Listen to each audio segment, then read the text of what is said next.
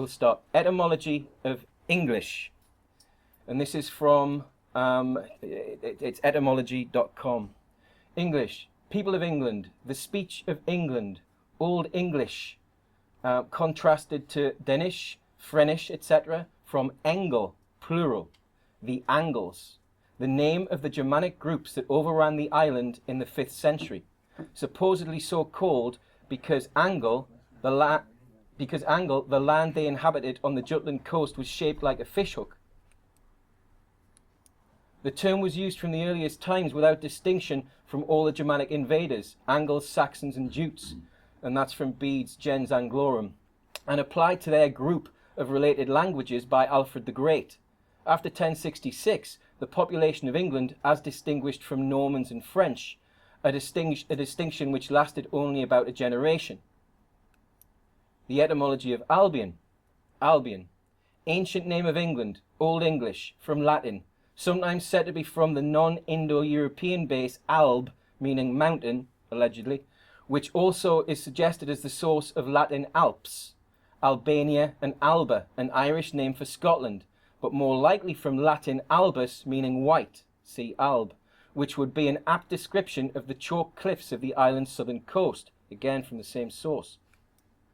Etymology of Britain, 1300 allegedly. Bretagne, from Old French Bretagne, and my pronunciation is appalling, so please forgive me. From Latin Britannia, earlier Britannia, from Brittany, the Britons, see Britain. The Old English place name Britonland meant Wales. If there was a Celtic name for the island, it has not been recorded. Oh, really? Alleged kings of queens and kings of England, 757 to 1087. From 757 to 796, Offa, House of Mercia. 802 to 839, Egbert, House of Wessex. The next one, Athelwulf, House of Wessex. Athelbold, House of Wessex. Athelbert, House of Wessex. Athelred, House of Wessex. Alfred the Great, House of Wessex. Edward the Elder, House of Wessex. Athelstan, House of Wessex. Edmund, House of Wessex, and that takes us up to 946. Then Edred, House of Wessex. Edwy, House of Wessex. Edgar, House of Wessex. Edward the Martyr, House of Wessex. Ethelred the Unready, House of Wessex. Edmund Ironside, not in a chair, I don't think, House of Wessex. King Canute, no, you have to get that right, it's very easy not to. King Canute, House of Denmark. And this takes us up to 1035. At 1035 to 1040, Harold I Harefoot, House of Denmark. 1040 to 1042, Arthur Canute, House of Denmark. 1042 to 1066, critical year, Edward the Confessor. 1066, same year, Harold II, back to the House of Wessex. And 1066 to 1087, William the Bastard, the House of Norman. And that was his real name. He called himself that. Everybody called himself that. But if it had been taught in schools, or rather the prison camps where they program our children to be compliant robots and psychopaths, if they taught them that, if they taught us all that, we would have had a completely different idea of exactly what happened in 1066. William the Bastard, on his deathbed after falling from a horse, he made an act of contrition. He apologized to all present at his death for the genocide that had been perpetrated and sponsored by the Church of Rome to wipe out all of the indigenous peoples on these lands who had any knowledge or recollection of the real past, which had all but been destroyed. But thankfully, quite a bit of it survived.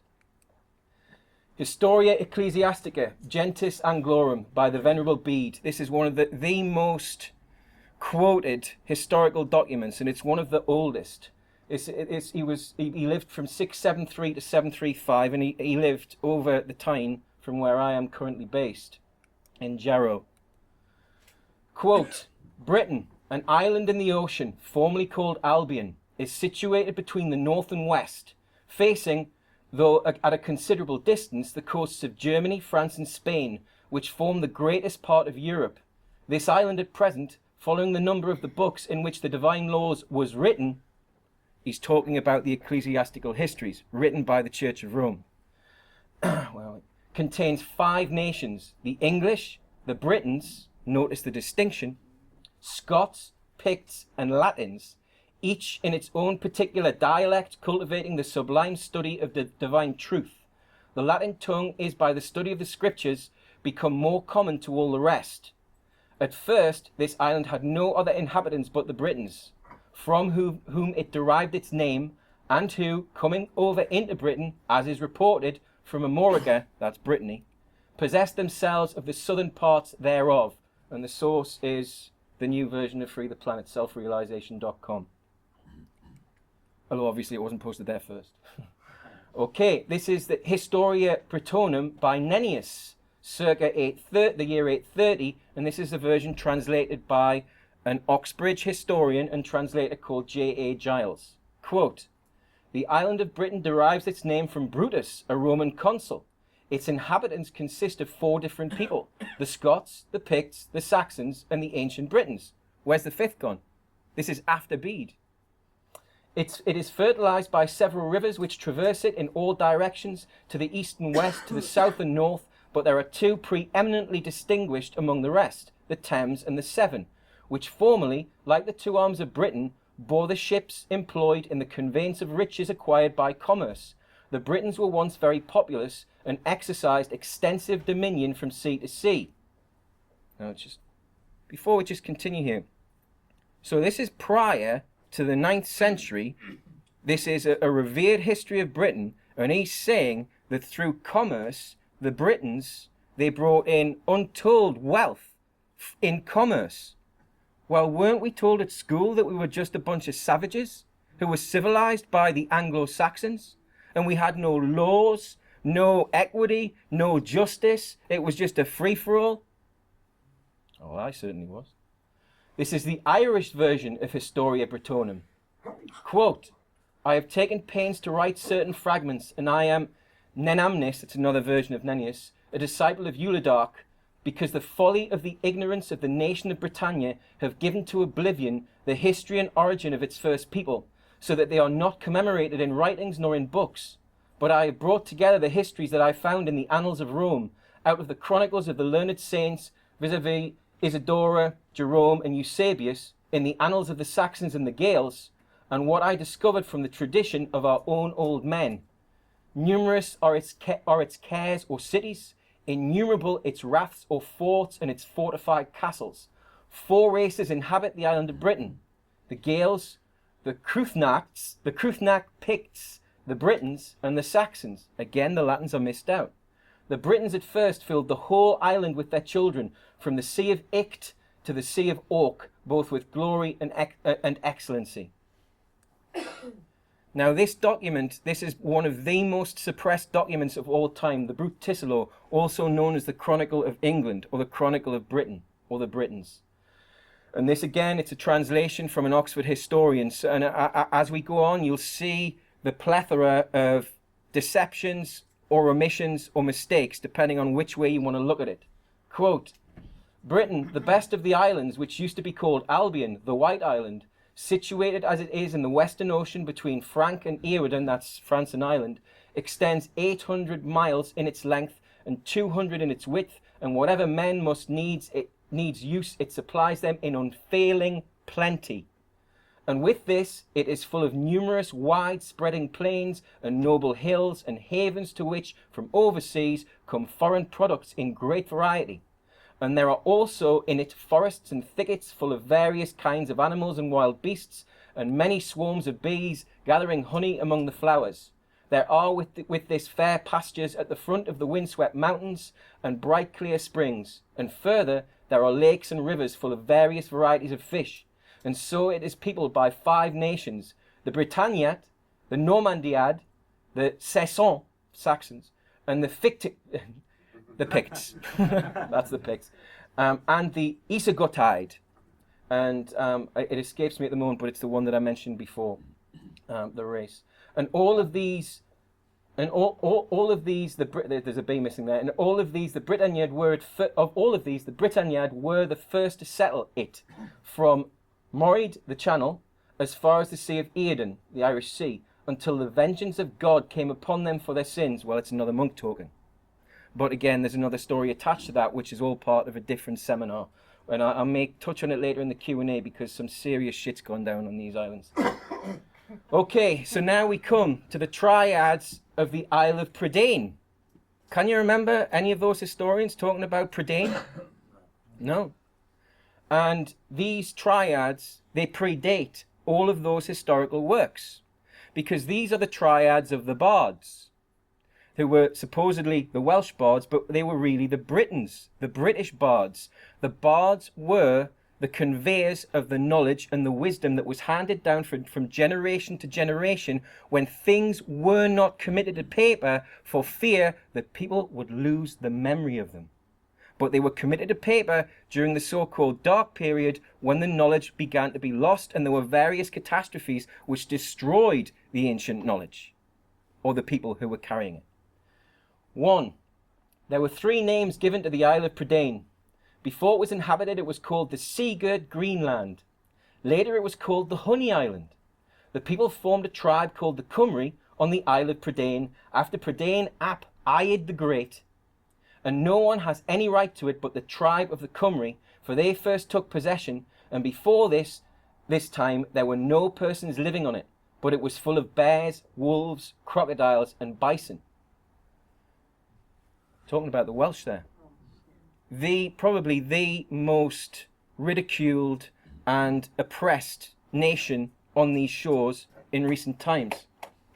And this is because the key to the history of these lands lies in the history of the Cambrians, as they were formerly known, the Welsh, the Cymry. Okay. 2. There were 3 primary divisions of the Isle of Prydain: Cymru, Lugria, and Albien. Sound like Albion? The rank of sovereignty belongs to each of the 3 under a monarchy and voice of the country. They are governed according to the regulations of Prydain, and to the nation of the Cymry belongs the right of establishing the monarchy by the voice of the country and the people, according to rank and primeval right under the protection of such regulation. Royalty ought to exist in every country in the Isle of Prydain, and every royalty ought to be under the protection of the voice of the country. Therefore it is said, the country is more powerful than the Lord. 3. There are 3 pillars of the social state in the Isle of Prydain. They are the voice of the country, royalty, and judicature, according to the regulation of Prydain. 4. There are 3 pillars of the nation of the Isle of Prydain. The first was Hugh the Mighty, who brought the nation of the Cymry first to the island of Prydain, and they came from the summer country, which is also called Defrabani, the summer land, or Atlantia. And they came over the hazy sea to the Isle of Prydain, where they settled. The second was Prydain, who first organized a social state of sovereignty in the land of Prydain. For before that time there was no justice but what was done by favor, nor any law except that of superior force. The third was, and this guy is probably the most amazing of all the hidden British kings. The third was Dyfnwal Moelmud. That's Daniel the Bold, translated in modern language. For he first made arrangements respecting the laws, maxims, customs, and privileges of the country and the tribe, and by these reasons they were called the 3 pillars of the nation of the Cymry. 5. There were 3 social tribes of the Isle of Prydain. The first was the tribe of the Cymry, who came to the Isle of Prydain with Hugh the Mighty because he would not possess a country and lands by fighting and pursuit, but by justice and tranquility. The second was a tribe of Lugrians, who came from Gascony, and they were descended from the tribe of the Cymry. The third were the Brythons, who came from Amorica, and were descended from the tribe of the Cymry. These were called the 3 peaceful tribes because they came by mutual consent and tranquility. And these tribes were descended from the primitive tribe of the Cymry, and all 3 tribes had the same speech.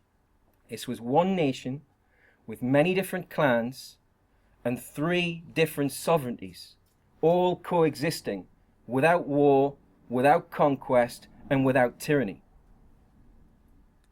6. There were 3 refuge-seeking tribes that came to the island of Prydain, and they came under the peace and permission of the tribe of the Cymry, without arms and without opposition. The first was a tribe of Caledonians in the north. The second was the Irish tribe, who dwelled in the highlands of Scotland. The third were the people of Galeden, who came in naked, that's Holland, the Low Countries, who came in naked vessels to the Isle of Wight when their country was drowned, where they had land granted to them by the tribe of the Cymry. They had no privilege of claim in the island of Prydain, but they had land and protection assigned to them under certain limitations. And it was stipulated that they should not possess the rank of native Cymry until the 9th of their lineal descendants. 9 generations down, they became natives of Britain. 7. There were 3 invading tribes that came to the island of Prydain and who never departed from it. The first were the Coranians, who came from the country of Powell. The second were the Irish Picts, who came to Albien by the North Sea. The third were the Saxons. The Coranians were settled about the river Humber and the shore of the German Ocean. The Irish Picts are in Albien, about the shore of the Sea of Denmark. The Coranians and the Saxons united, and by violence and conquest brought the Lugrians into confederacy with them, and subsequently took the crown of the monarchy from the tribe of the Cymry. I think one of my favourites is about to come up, and you'll see why. No, it's not this one. There remained none of the Lugrians that did not become... Oh, it is this one, sorry. There remained none of the Lugrians that did not become Saxons, except those that are found in Cornwall and the Comot of Canaban in Dara and Bernicia in this period. In this manner, the benevolent tribe of the Cymry, who preserved both their country and their language, lost the sovereignty of the island of Prydain on account of the treachery of the refuge-seeking tribes and the pillage of the 3 invading tribes. What this means is, Michael of Bernicia, I chose that because that's where I was born. That's where I currently live. It's where I've lived for large parts of my life. I'm a Geordie by another word, but I'm a Bernician in ancient terms. And the Bernicians, or rather the inhabitants of Dara and Bernicia, were the only ones who did not succumb to the conquest of the Saxons. The only ones in the territory of Lugria. Okay? History of Britain from the Flood to AD 700. Compiled by the various ancient records by Richard Williams Morgan. Has anyone heard of this work? Well, neither had I until Michael of Elmet, who's not here yet, found it on the internet last year. And it's an amazing work. It's, again, one of the most suppressed works of all time. Okay. Quote, the notions so sedulously inculcated, first by the pagan, then by papal Rome, that all nations except the 2 occupying the little peninsulas of Greece and Italy were barbarians, may be now classed among the obsolete impositions on medieval credulity. It must at the same time be conceded that the Roman polity did not commence with the first Latin authors, whose date is barely a century before Julius Caesar, that would be 54 BC around about, and that the refinement of the prehistoric age, which could produce an Iliad, was something very wide indeed from a myth. Everything we've been taught as a myth was based on what happened. It was based on the Bard's triads.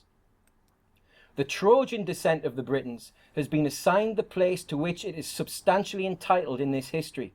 It solves the numerous and very peculiar agreements in the social and military systems of prehistoric Britain and Asia, which would otherwise remain inexplicable.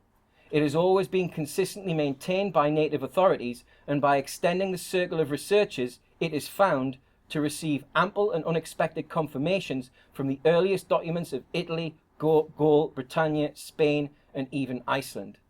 It's at this point that I should say that, to my great surprise, and yet it made perfect sense, who is Prydain? Where did the name come from? Obviously you can see Prydain, Britain, it has a similar sound, you can see how it would change over the years, but who was Prydain? On equally solid grounds of evidence, the social state of Britain has been described as from its first settlement by Hugh the Mighty, again this is confirming what we've already read in the more ancient texts, that of a civilized and polished community, had no other monument of Cymric antiquity but the code of British laws of Mulmitius, he says BC 600, but it was actually BC 400, around about then, which still forms the basis of our common or unwritten law, descended to us. We could not doubt that we were handling the index of a civilization of a very high order. In such a code, we possess not only the most splendid relic of pre-Roman Europe, but the key to all our British, as contradistinguished from continental institutions. After perusing it, we stand amazed at the blindness which wanders groping for the origin of British rights and liberties in the swamps of the motherland of feudal serfdom, Germany. Okay, so you haven't missed all of it, but quite a bit. So we'll catch up in a bit. Okay, so what we've just been through, for the lads who've just come in, what we've just been through is the basic... No, I really can't re-explain. I'll tell you later. Okay, but again, the source, you can get all of this on the Our Story section at selfrealization.com. Okay, so we come back to the brute Ticelo, the much suppressed ancient history. Quote, "And the kingdom was rent into 5 parts, each part under its own king, which kings continually fought one another. After many years there arose a famous youth named Dunvalo Malmitius. He was the son of Cloten, a petty king of Cornwall, and his beauty and courage outshone that of all the kings of Britain. And he restored the land to its ancient dignity, and compiled laws which are known to this day as the laws of Dunvalo Malmitius, which even the Saxons obey. And he granted right of sanctuary to temples and to cities, and even to certain roads defined by law, so that any man who fled to them, whatever wrong he had done, should find sanctuary there unimpeded and without license from his foes." End quote. So that's from the Ticelo. Now this is an essay by, again, a guy who had connections with Oxbridge, but he certainly wasn't an establishment man, and you'll get that from this quote. This is from his book called Neglected British History. His name's Flinders Petrie. Quote, "The condition of pagan Britain is remarkably preserved in the laws of Dyfnwal Moelmud. That these laws are certainly long before the 10th century is proved by the gulf that exists between the state of society shown by them and that of the laws of Howell," that's Howell the Good in the 9th century or 10th century, "fixed to AD 914. The laws of Howell refer back to Moelmud. What takes the laws of Moelmud at least to Roman times is that they are purely pagan," he means Druidic.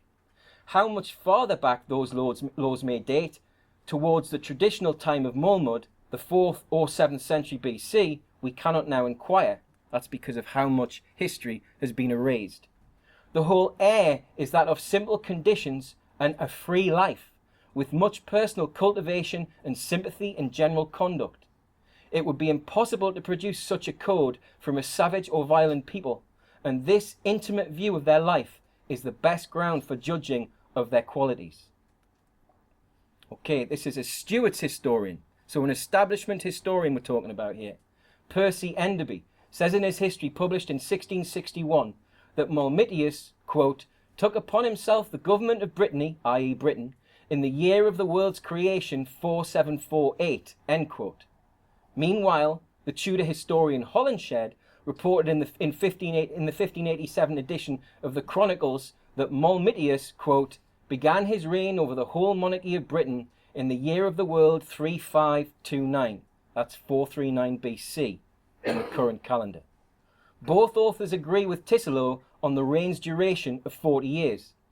Given that the foundation of Rome was in 753 BC, Malmitius's reign was 439 to 399 BC. This is right for Malmitius's son Brennus to be the enemy commander at the sack of Rome in 390 BC and to be named as such by the Roman historian Livy. I haven't found that source yet, but everything that I'm presenting backs all of this up, everything.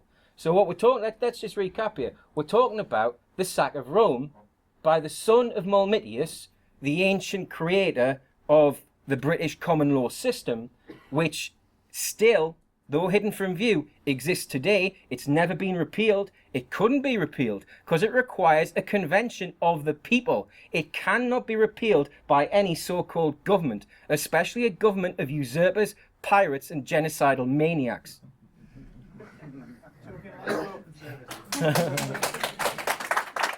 Right.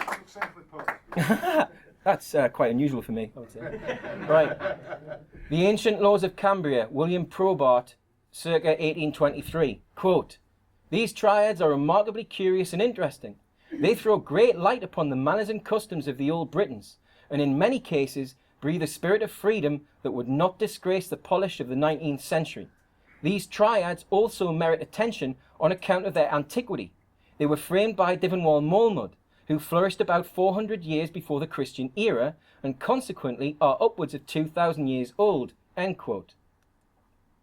Now, before I come to the Mamertine laws, I'm just going to come back to that question of why were these islands named Britain but originally Prydain? Prydain. Why were they named that? Who was Prydain? Who was he? Can anyone guess? Or does anyone know? No. That would have been too extreme even for me. But Brutus. He was Brutus. So you've got the Welsh calling him Prydain. That was the Welsh name for Brutus. It was the Welsh name for Brutus. And you've got others saying that Brutus founded this country or this territory, the sovereignty in these lands, even the laws. And it is difficult to go through in this particular seminar because there is an awful lot of stuff I could go through proving that the Trojan Wars happened around about the 1200 years BC, and there was a great catastrophe around about that time which rendered these shores uninhabitable, which meant that when Brutus 100 years later came to these shores, it was relatively unpopulated. There was nobody here. There certainly wasn't any social state anymore, if there was before. But again, that's a different seminar. So Brutus founded the territory of Britain, or the sovereignty of Britain, and it would be 700 years later, the laws that were passed down by the bards were codified by the Mamertine laws, Dyfnwal Moelmud. So we're going to go through just a few of them now, because this will give you an idea. See, we're talking 400 or 600, depending on who you agree with, BC. There are 3 tests of civil liberty. Equality of rights, equality of taxation, freedom to come and go. There are 3 causes which ruin a state: inordinate privileges, corruption of justice, and national apathy. Ring any bells? There are 3 things which cannot be considered solid longer than their foundations are solid: peace, property, and law. 3 things are indispensable to a true union of nations: sameness of laws, rights, and language. There are 3 things free to all Britons, get ready: the forest, the unworked mine, the right of hunting wild creatures. There are 3 things which are private and sacred property in every man, Briton or foreigner: his wife, his children, his domestic chattels. Now, property, this actually means a man was responsible. The women and children weren't the man's property. This was just a means within the legal system that a man would be responsible for the behavior of his family, which is quite harsh on the man, as opposed to the other way around.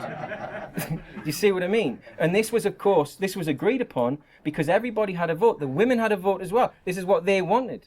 They understood the natural bond between the mother and children, and that taking away the child from a mother is a traumatic event to the child in the early years of development. And we've all been forced into a position where at least one of us, at least one of every set of parents, usually both these days, has to go to work and give our children into the care of the state.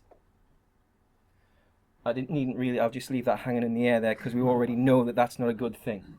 Okay, there are 3 things belonging to a man which no law... All right, we've already done that, haven't we? No, it's the next one, yeah. There are 3 things belonging to a man which no law of men can touch, fine, or transfer: his wife, his children, and the instruments of his calling. For no man can unman a man or uncall a calling. Now let's just leave that hanging. Unman a man or woman or uncall a calling. What have they tried to do to men and women? What have they done? They've unmanned us. They've taken away, or rather they've brainwashed us into believing that all the things that we should be doing, we shouldn't be doing.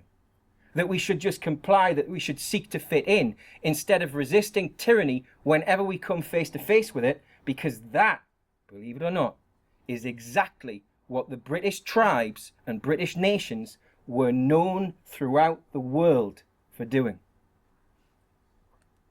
There are 3 persons. Is that a legal fiction? Is it? No. They're talking about men and women. They're not talking about a legal fiction.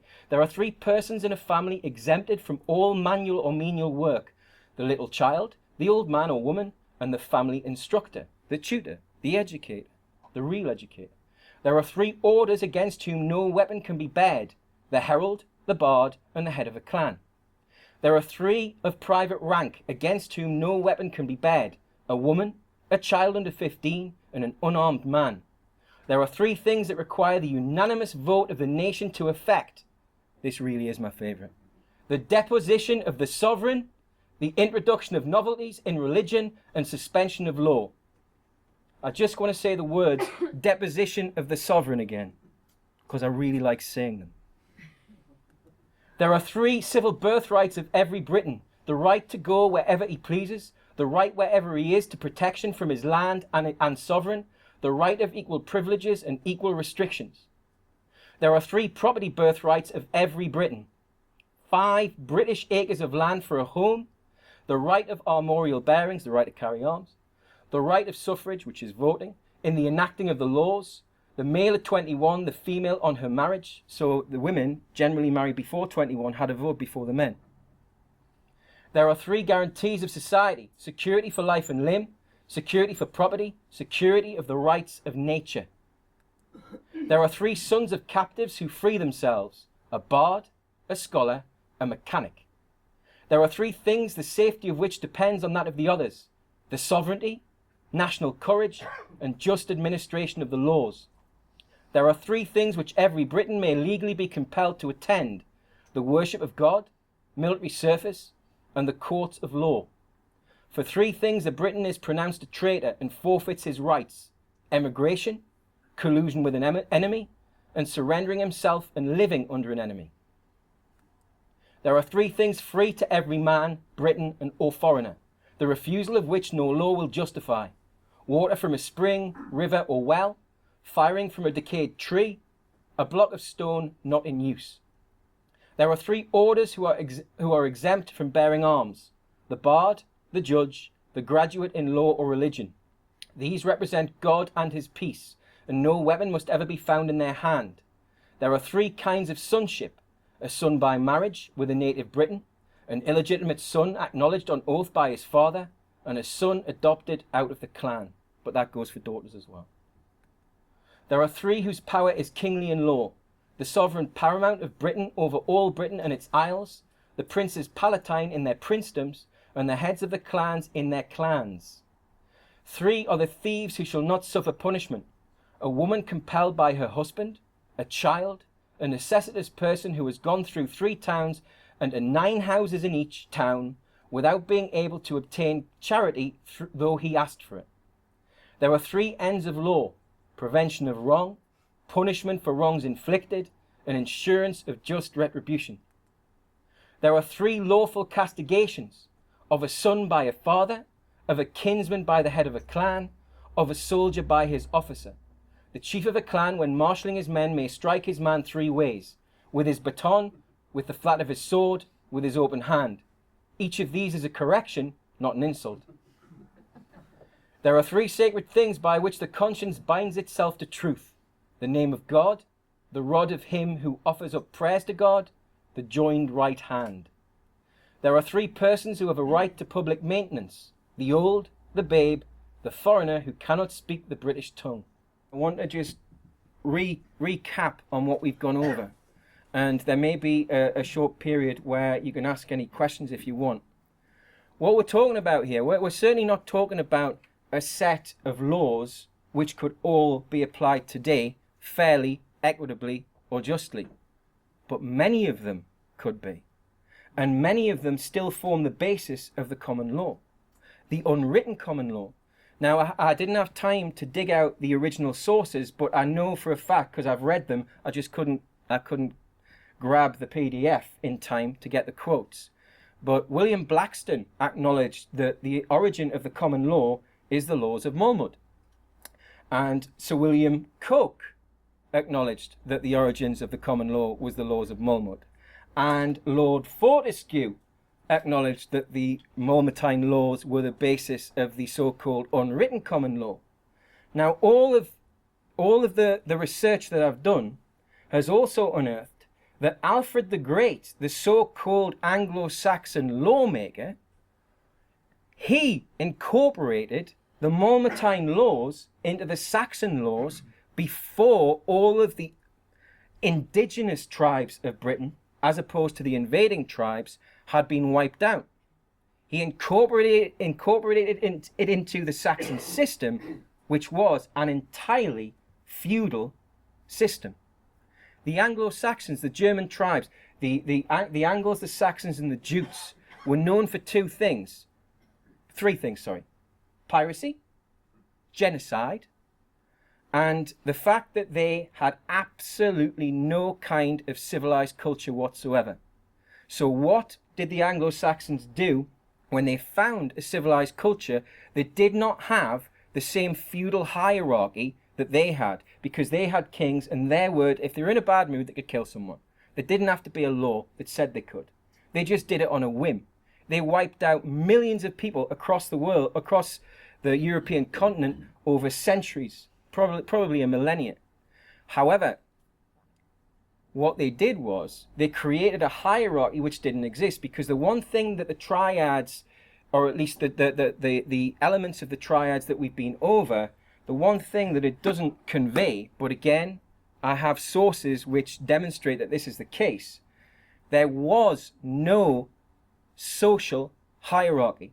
There were only roles, rights, and responsibilities. In other words, Malmud, who created the laws, had no more rights except within his role as sovereign paramount, which we'll come to in a second, than any other man or woman. In other words, let's just say you had a beef with the king. You could ask the king for a duel.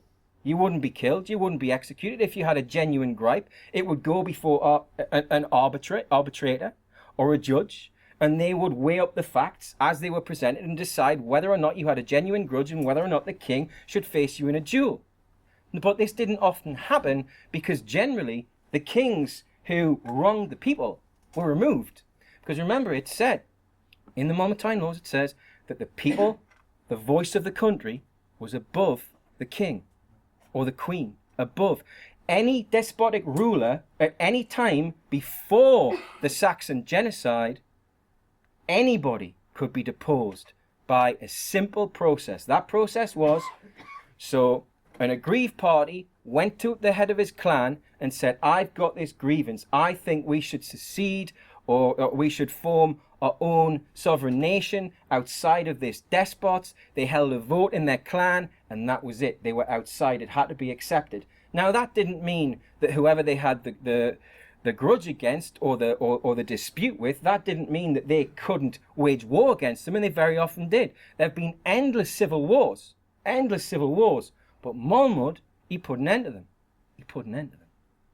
And the reason he did it is because he created a much fairer system than had ever existed before. And he confirmed that everybody had the same rights. Everybody was born with these unalienable rights.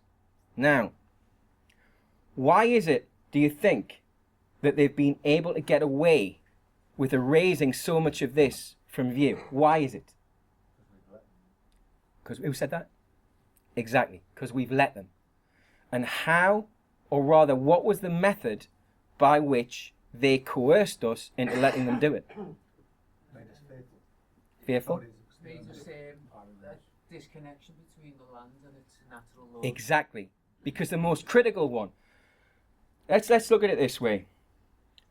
Which is the only species on this planet that has to pay for its very existence on it? Us. Who's free? Who's free? Is there any one of us in this room who isn't 6 weeks away from getting evicted by pirates? I don't think so. I'm including myself. And I'm completely outside of their system. But if they made a claim against me and their corrupt system decided it was going to be enforced, I would have the bailiffs coming round and chucking my family on the streets just like everybody else. The reason they're not doing it is because I've put up a defensive force which they don't want to take on. And the reason they don't want to take it on is because I've declared a new social state into existence. And that's what we're going to talk about in the second section. And that social state is universal community trust. And it isn't just me, but it's founded upon the ancient laws of Molmud. It's founded upon that. These laws were never repealed. They were only obscured and obliterated by conquest and deception. Under international law and the law of nations since 1922 in something called the Kellogg Pact, war and conquest has been unlawful. Nothing can be taken by conquest. Nothing. And of course, they've continued with gay abandon, haven't they? It didn't stop them, but they've created the illusion that they are operating lawfully, and every intervention, it's a humanitarian intervention. We're only going into Syria to save the children by killing hundreds of thousands of people. And not just Syria, not just Libya. And of course, I'm sure many of you already know that what Gaddafi was doing, as opposed to wiping out his people, was granting them back, because they've been taken from him, the unalienable rights that everybody has, greening the desert, giving away money so everyone could acquire their own home. It couldn't be taken away from them, giving them free energy. And he wrote it all down in a manifesto called the Green Book. How many of you have read it? There you go. He was also taking the continent of Africa out of the international monetary system. Well, he had to go, didn't he? He had to go. In their eyes, the eyes of the House of Rothschild.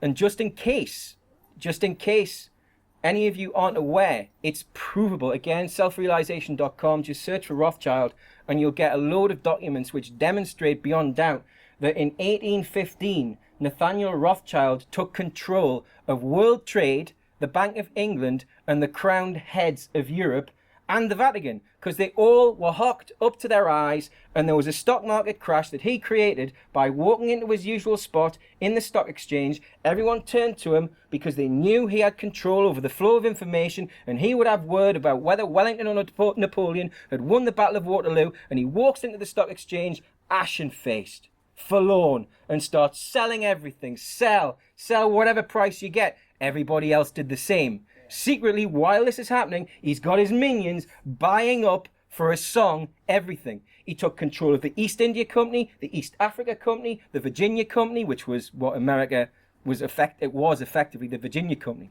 That's its origin. He took over all of world trade, and what he did was a deal with the crowned heads of Europe. He said, look, we did a deal with the monarchy, the Anglo-Saxon monarchy of Britain, the usurpers, the line of usurpers from William the Bastard. He did a deal with them. And the deal was, I'll wipe out all of your debts, which you've got no hope of paying, because I've created an interest which doesn't exist in the financial system, so you've got absolutely no hope of paying it. I'll wipe it all out if you grant me royal breeding rights. Royal breeding rights. There's a researcher called Greg Hallett. Look up his name. You'll see it. He's had at least 11 attempts on his life of putting out this information. It's provable. Queen Victoria, the German, from the German family, the Saxe-Coburgs, or the Saxe-Coburg-Gothas, she was sired by Nathaniel Rothschild. Ever since Queen Victoria, the Rothschild has had an illegitimate child on the throne. Who was the first renowned English historian to miss out the bit about the laws of Molmud? Does anyone know? The first British historian, first so-called renowned British historian. Winston Rothschild. He was the illegitimate son of Jacob Rothschild. And again, this is provable. He also fathered Elizabeth, currently sitting on the ill-gotten throne. He fathered her. And the reason he fathered her is because during a very chaotic period for the monarchy in the 1930s or the 1920s or throughout that time, actually the whole of that part, at the early part of the 20th century, there'd been terrible feuding within that family. And what happened was there was one king who was incompetent, and there was another king who they thought was mad, and there was another one who they didn't know which way it would go. Would he turn into a tyrant, or would he be too benevolent? And the Queen Mother, the woman allegedly the mother of Elizabeth, her name escapes me at the moment. Say again? Bowes-Lyon, Mary Bowes-Lyon. She decided that she didn't want to be married to the king and basically nicked off to France, where she lived out her days. But in the early part of her life, because she was a naughty child apparently, and her governess was constantly scolding her, the minions went to Ireland and they pulled a child who looked exactly like her out, and they paid the family off, and she was called the whipping boy.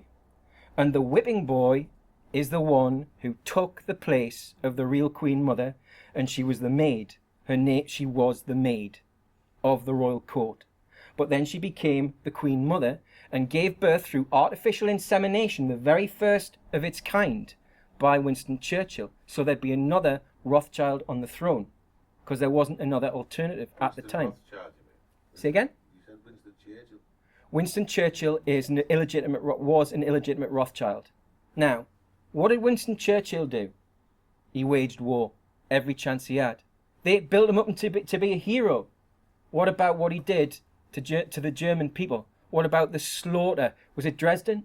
Where they carpet bombed when there was nothing, no military targets even worth taking out, just to destroy more people.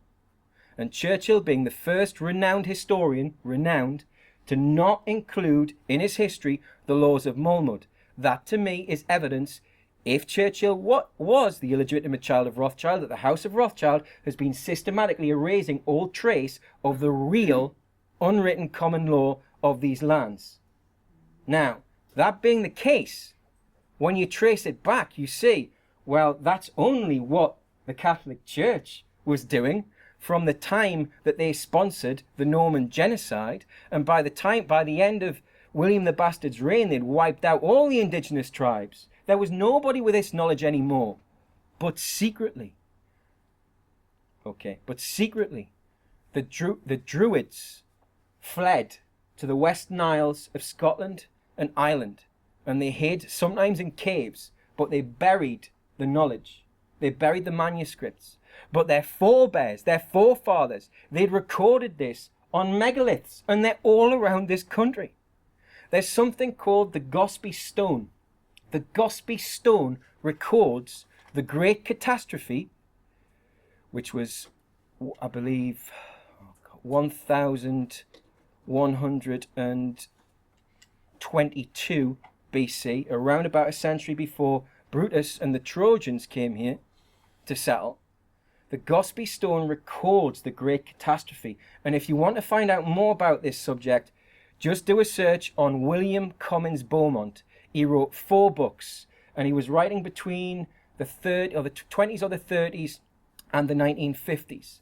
Now, I'm sure quite a few of you have heard of Immanuel Velikovsky and his theory of the Great Catastrophe really causing the flood, that there are certain parts of the original scriptures, the Bible by another name before it was bastardized, that are historical records of the Great Catastrophe and the migrations. Now, everyone assumes that the people who settled here, they actually came from the south. They came from warmer climes to the north, or they came from the east. Well, they did.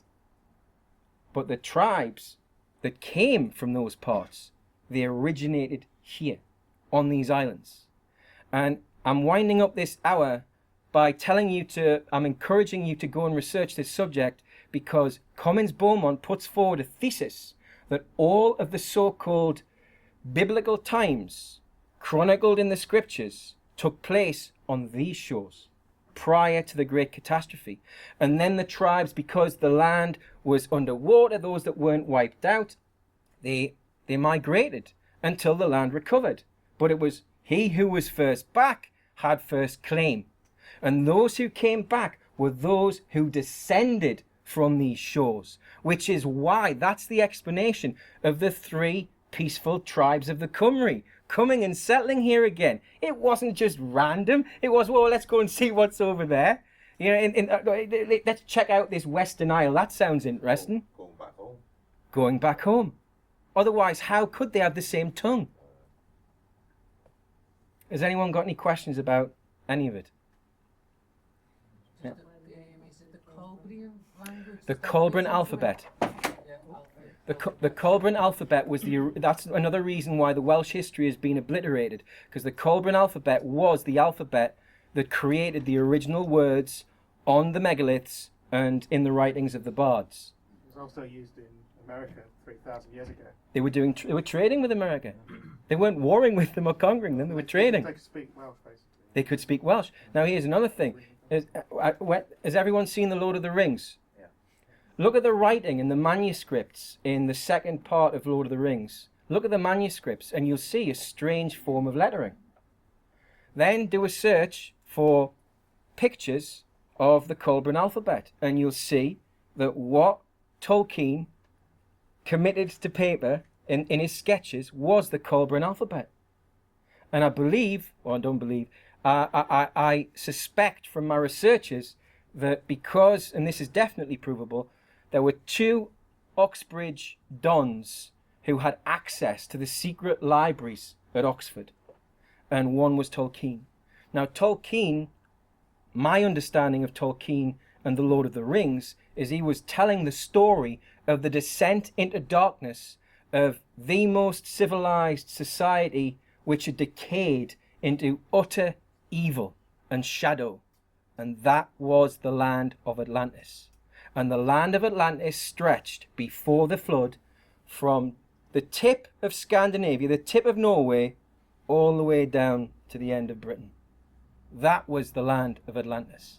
And that's why Atlantis, that was the why Atlantis was referred to in the triads. That's why. Okay. So that catastrophe, would that be like ice melting and sea levels rising? It's provable through geological, archaeological, and some megalithic records. It's provable, and Commons Beaumont does this. And I was blown away when I read it, because I started off thinking, well, he's going to have to go a long way to convince me, first of all, that Edinburgh, the site of Edinburgh, is where ancient Jerusalem stood, and he does it. He proves it beyond belief. Beyond doubt, because the topography of ancient Jerusalem, as described in the scriptures, is exactly the same as Edinburgh, and the topology of the city of Jerusalem that we know now is nothing like it. Nothing at all. And he proves it in great detail. But he goes further back than that. Ancient Crete was Shetland before the flood. Shetland. Hermes is not a myth. Hermes was a king. He was a druid king, a magician. And they all started in the outer, they came down from what's now Scandinavia into the Western Isles of Scotland, and they kept coming south. And that's how there was such an advanced druidic culture at a time 2,000 years before the Anglo-Saxons claimed that we were just a bunch of savages here on these islands. And the druidic culture on these islands was not the barbaric culture that we've been told it was. It followed the laws of Mulmud. The Mulmutine laws were the foundations of the druidic religion. I think because I've got so much to get through, I'll leave it there for the first section, unless there's any more questions. What was the inspiration for the Mulmutine laws? What would have inspired those? It was the teachings of the bards and the druids, what was right and what was wrong. Yeah. Because we're told, oh no, everything's, well, the New Age woo-woo that we've been subjected to over the past 25 years, I'll come to you in a second, yeah, in various forms, has taught us to believe things or to take things as truth that are complete falsehoods. And the idea that a culture that was where the Druids were the most respected people in the community, they were the ones who couldn't carry weapons as well. Well, why didn't the people wipe them out if they were tyrants? Why didn't they say, no, I'm not giving my child to sacrifice? Because they didn't sacrifice children. They sacrificed lambs, goats, I think there might have been one more animal. Nothing else, but mostly there was no kind of blood sacrifice. It was only special occasions when they did one of those did sacrifice any kind of animal and spilt the blood. However, they did everything with compassion and everything with love. And there was one slogan, which they didn't call it a slogan, but there was one line which summed up the entire culture in one word, the entire religion in one word. Sorry, not one word, one sentence. The truth against the world. In other words, it's not a battle between the truth and the world. It's weigh the truth up against the world. because the truth exists irrespective of what's in the world. Well, armed with that little piece of knowledge, a little child could have an amazing life where they just always ask questions. Well, what have they done to all the children who ask questions in school? They tell them to shut up. They say, don't do that. That's why, and I know it's difficult for many people to make this decision. That's why me and my wife made the decision that we would sacrifice one of us going out to try and earn whatever we could earn to make our lives easier, so that one of us could always be there for our daughter and she wouldn't have to go to school. She's not registered, she's never been vaccinated, and she never gets any letters from the state at all. We've had one visit from a health visitor, and that health visitor described us as the future of parenting, because we said, Serenity, that's her name, you go and answer the door.